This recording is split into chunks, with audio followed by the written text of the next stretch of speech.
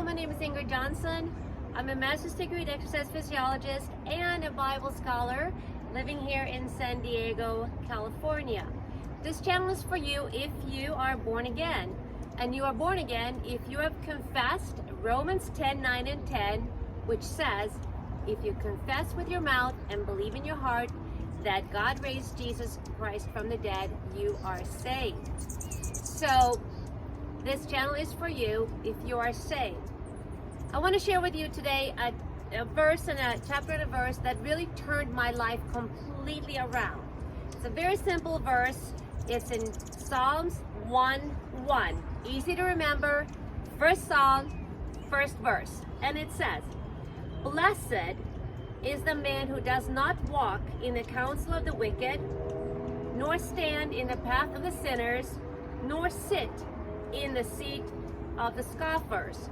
Verse 2, "But his delight is in the law of the Lord." A note, interesting thing is that it has three different words for sinners. It has wicked, it has sinners, and it has scoffers. And all those three words are different Hebrew words. So I set out to find out a little bit more about what this means. And I use Blue Letter Bible as my app for looking at Hebrew words and meanings of words. So the first part is, "Blessed is the man who does not walk in the counsel of the wicked." And who are the wicked? And why does it say wicked? And the first Hebrew word for the wicked is rasha. And that means wicked are those that are ungodly, and they are basically ethically wrong and morally wrong, and they're hostile to God. Another verse that has the same word wicked in it is Isaiah 26:10, and let's look at that to find out a little bit more about who are the wicked and exactly what defines the wicked. So Isaiah 26:10, I will start.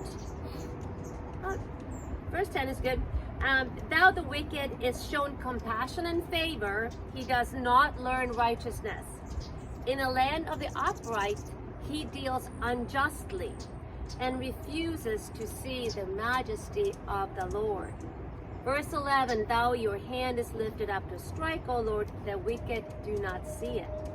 Let them see your zeal for your people and be put to shame."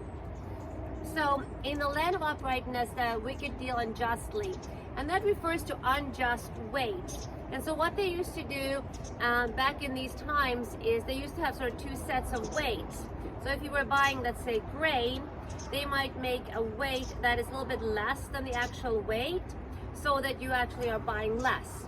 And so they would put that on one side of the scale, and then the other side of the scale you put your grain, and you're getting less than the right amount. So that is the wicked. They just dish out unjust measures, and they are very much self-serving. So you don't walk in the way of the wicked, in the way or in the counsel of the wicked. And I used to walk in the counsel of the wicked, and one of them was following the advice of my financial advisor. So the first thing I did to be blessed in my finances is fire my financial advisor. And here is why. The very first thing he said, first of all, financial advisors are in it to make themselves money. So we think, oh, they're here to make us money. That's not true. Like everybody else who goes to work, we go to work to make ourselves money first. And so he said to me, I'm in my 20s, early 30s, and he said to my husband and I, we should put away money in term health insurance. We didn't have any children, and so term health insurance, he said, was like a savings account. And what term life insurance is that every actuary has figured it out when is the time that you're least likely to die. And that's what they're selling. So it's so much profit in term life insurance because virtually no one dies in the times that this is valid, and it expires at, I think, year 62. And so after that, you're more likely to die. And so term life insurance, bad idea. Number two, in 2006, and so did many people's investment in their retirement income IRAs, it just dropped by half, okay?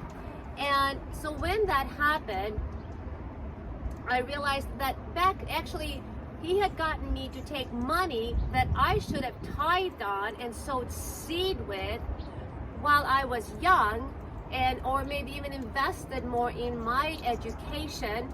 And he got me to take that money, put it into an IRA that then completely halved.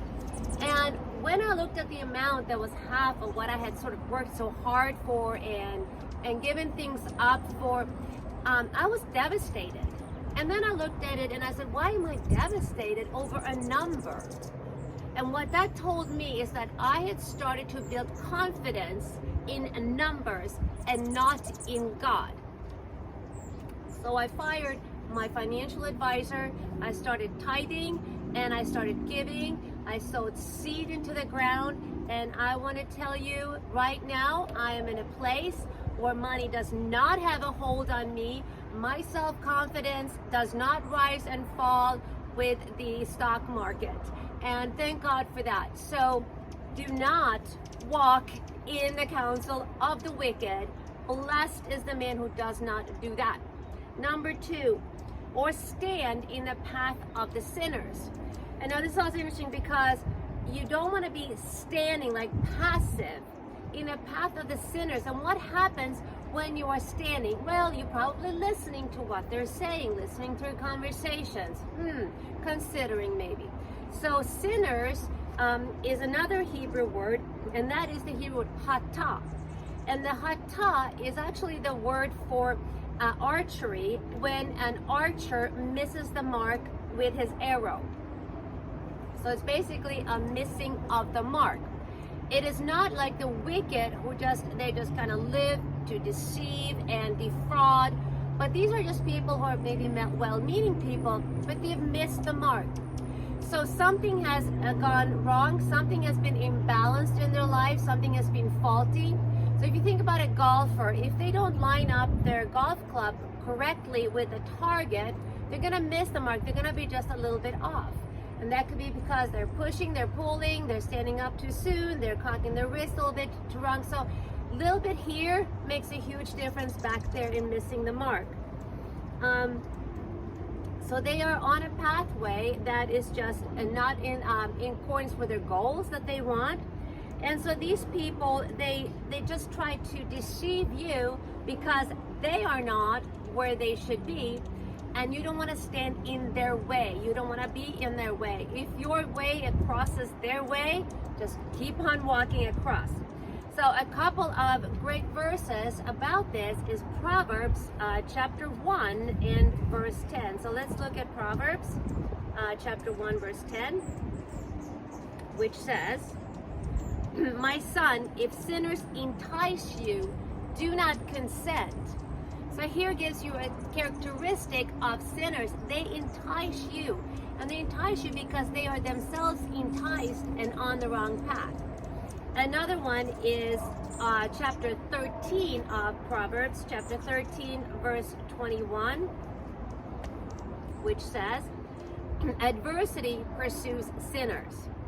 So if adversity pursues sinners and you're standing around with sinners, guess what's going to pursue you as well? It's going to be adversity. But the consent of the upright will be rewarded with prosperity. A good man leaves inheritance to his children's children, and the wealth of the sinner is stored up for the hands of the righteous. So sinners' wealth, they don't get to, a lot of times they don't get to enjoy their wealth. They work hard all their life, and by the time they are ready to enjoy their wealth, they are either too sick, too feeble, or too depressed, many things, and they cannot enjoy it. And I see this so much in the world today. Another one is Proverbs 23:17. So Proverbs 23:17 says,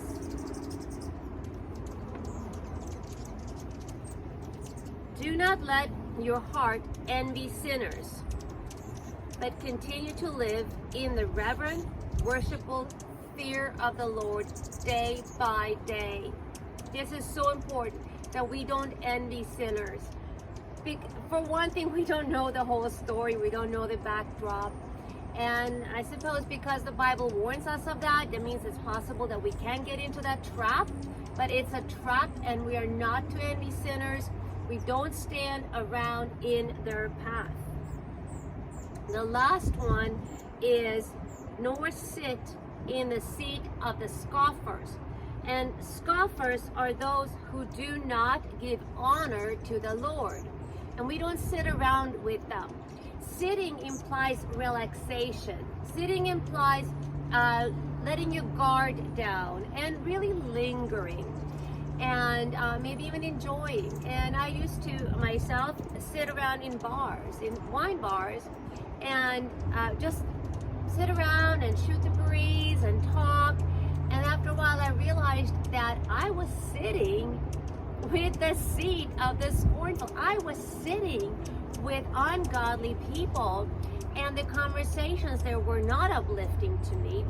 And same thing with going to parties. You know, you go to parties, and when people talk against God at parties, or they don't give honor to God, if then you are quiet because you are sitting, you're lingering, you're relaxing, you're sitting back, if you're quiet, that is taken as consent. You're consenting to their conversation. And of course, if you speak up, well, then you're really turning the party into something else, okay? That wasn't intended for. So these three things, I want to read them again from the Amplified Bible. Blessed is the man who does not walk in the counsel of the wicked, nor stand in the path of the sinners, nor sit down in the seat of the scoffers. I encourage you to examine your life to see if there are any place in your life where you are taking advice from wicked, where you are standing around with sinners, and where you are sitting with scoffers. And if you are, you can change that, and you will reap many, many blessings from God, because God is a rewarder of those who diligently seek Him. Thank you, and I'll see you again next time.